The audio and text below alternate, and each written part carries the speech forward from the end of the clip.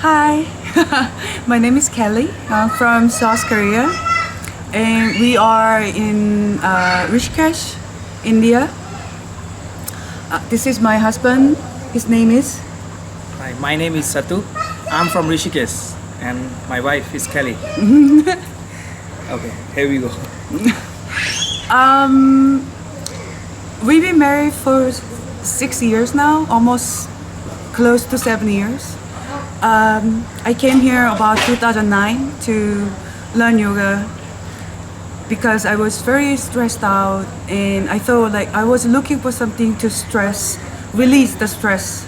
And like many people recommend me yoga is good. And I've done few sessions in Korea before I came to India. Then I thought like, oh yeah, why not going to India to learn a little bit more deeper yoga, you know? And I came here and I did a yoga course a month. And then I met my husband. He was my teacher. So, yeah, here I am.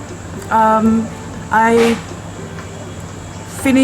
done with this city life, which is like running, you know, always like fast, and money. So that was like the good motivation. I mean, the first trip to India, learning yoga was my good motivation to have my guts coming from the bottom of my body, and my gut saying that, Kelly, don't go back to Korea and do the same thing. You will not live like that anymore. So he was also the motivation, and I fell in love with him. And I thought like, yeah, I want to keep continuing with this style of life. So I quit all my job and like bye corporate. And then we got married, and since then we are living as a yoga teacher until now. Kelly, could you talk a little bit about your childhood? What was it like growing up? What was your family like? My family, like I was grown up with full of love.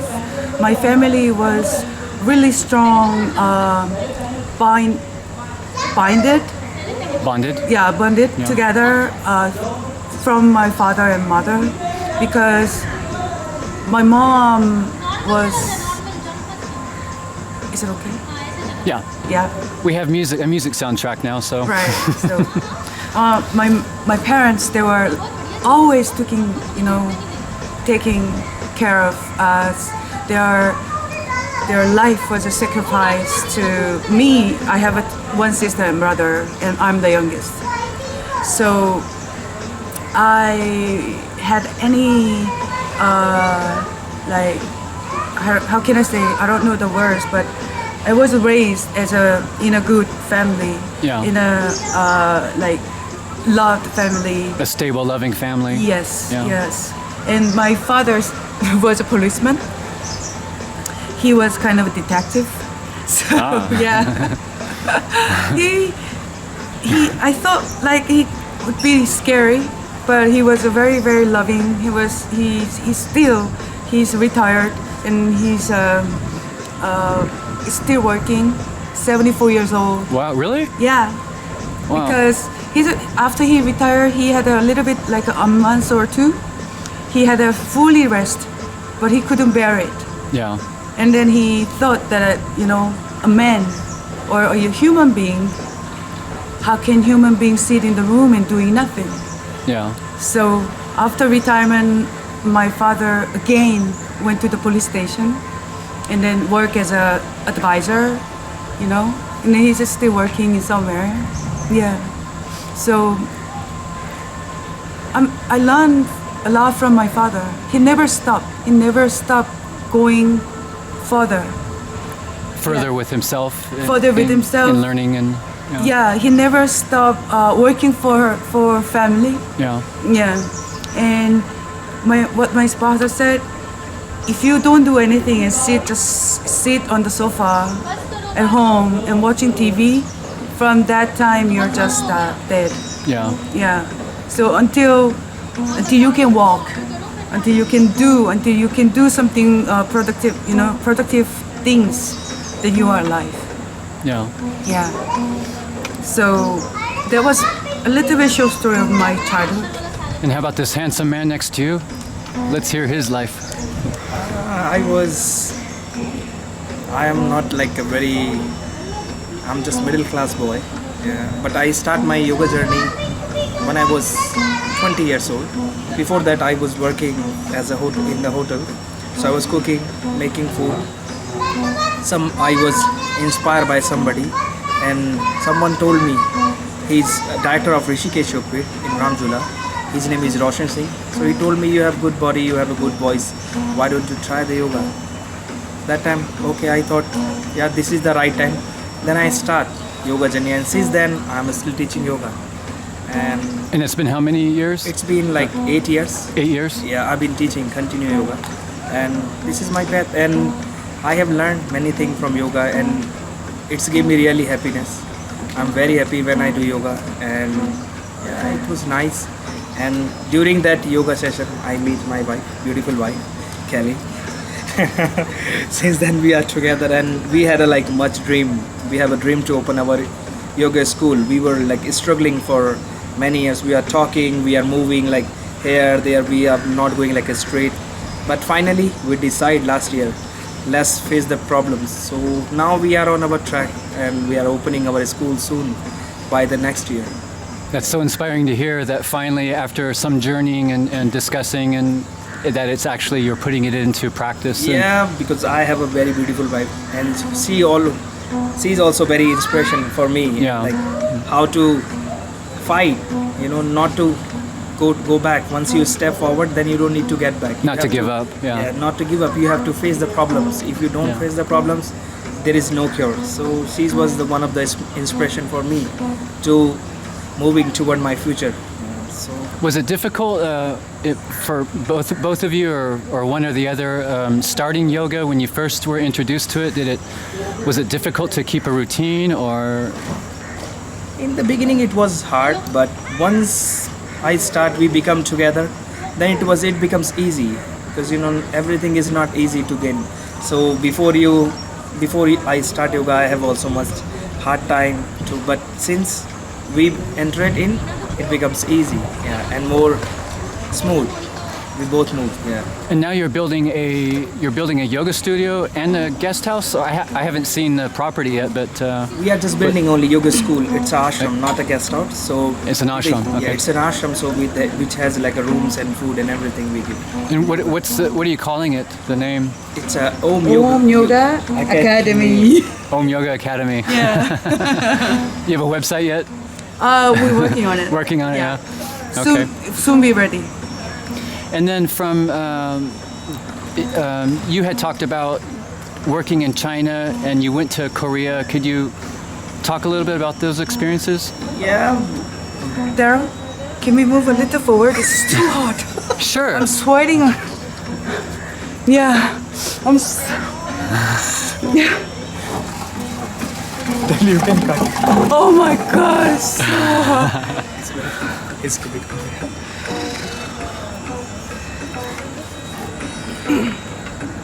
Now we know this wasn't scripted or planned, huh? Yeah.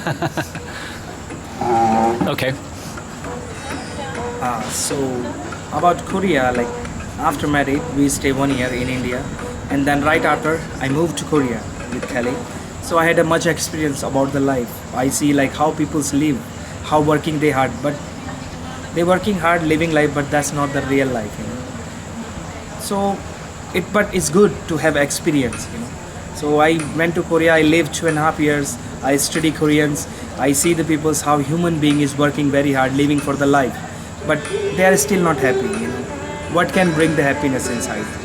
So these things, yoga we learned. Yoga is good. People is doing yoga because they want to get the happiness. They want to be happy for the life. So since then I decide, okay, let's go to India back, and then study yoga. And I study more deeply, more hardly, more strongly. And I also, as Kelly, my wife, she like to stay in India. She love India because she says this is very pure place. And of course, this is right. It's a heaven, second heaven in the earth. So we comes here and we start yoga and we continue. Since then we continue. And like last year I went China for like some of my students, they called me to come and teach yoga in China. So I thought it was quite good experience, but as the Western world, yoga is okay, but it's like more like a gymnast. People don't understand what really yoga is. Right. So after 6 months, I decide to better stay in India. We can explain more about like history of India, because the yoga is not only like doing asana. It's a very big thing. It's for your mental health, physical health. So with physical health, we need to improve the mental also. And mental can improve when you become peaceful and happy. Then you can improve your mental. So I decide not to go China. So I stay here, and as we are making to plan opening our schools, so I need to stay here for that. And have you traveled together in India or anywhere? Yeah. Yeah? Yeah, we travel. Yeah, we traveled together. Where have you been? We've been Dharamsala, Meklganj, Okay. where the Dalai Lama lives. And Were you able to see, did you visit? we visit the Dalai Lama temple, Uh-huh. but we didn't get to see Dalai Lama Okay, yet. okay. Yeah, but and we went to Manali together. That's where I had an accident. Oh yeah, Can you Yeah. talk a little about that? Yeah, it was our like holiday after all the yoga courses done teaching, and then we collect little friends. It was like 8 people, and we went together to Manali Okay. just for like a week, and then it's first day we had really fun. The weather was nice. It was in August. It was really hot here, and that place was cool and nice and like nice wind and Yeah, it was a nice place. and then we spent first day with very nice and very shanti, and then the next day the daytime was good. We went to the cave, we went to the waterfall, and they have a spring. They had a spring water as well. And then that night we split. The ladies and gents split, and we went to dinner separate. And I went with the ladies for the dinner, and we went to the restaurant was a little bit in the mountain area. And after the dinner, when we came back, that place was totally dark. There was no street light ever. So I mean, accidentally I stepped on the air, and then I fell down to the valley. Oh, wow. Yeah, it was about 100 feet higher. Really? Yeah. Oh, like you went down Yeah. an embankment or a, Yes. Yeah. Yes. So I stepped on the air, and then I fell to Yeah. the valley area, and then I spin down. Oh man. Yeah. And finally, eventually I had a broken leg. I had cuts on my head. I had cuts on my thigh as well. Like it was amazing that that I survived. Yeah. Yeah. And actually, that time I had to have like 1 year bed rest because I had the Oh, is that? Yeah, that's serious. Wow. yeah, because the first surgery I had in India was not really successful, and then I had to go back to Korea to have another surgery, Okay. which they had to cut my bones, my shin bone again, and then they had to do all things from the beginning. Like reconstructive Yeah, surgery. yeah. So I Yeah, had and that's good advice for people coming to India to really take care. You know, it's myself in Rishikesh my first time in India. I stepped in sewer up to my waist at nighttime. I was okay, but these 2 guys on a motorcycle came up. Are you okay? Yeah. I was pulling myself out of the sewer, and my sandals were in the sewer, and I'm looking at myself, and they go, "Well, that's one thing you can check off the list in India." Did you get any problem after that? No, I took a shower. I was Yeah, good. that's good.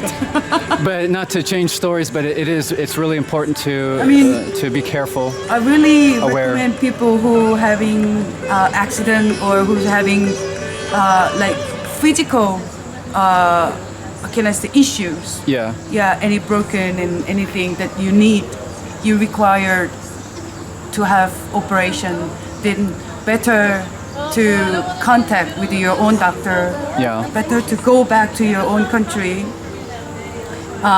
Then have a checkup or have an operation, because I mean they're good.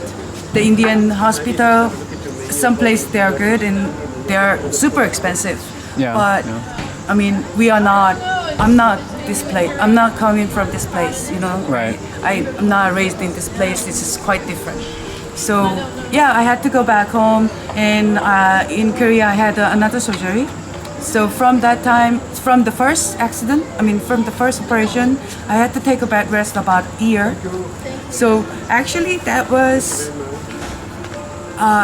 another motivation, because after one or two months of bed rest, I felt so bored.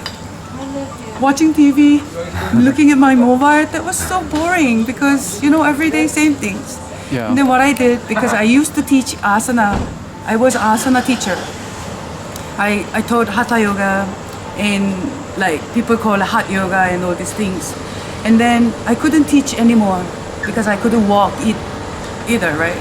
Yeah. So that was the time that I start studying anatomy. Ah. Yeah.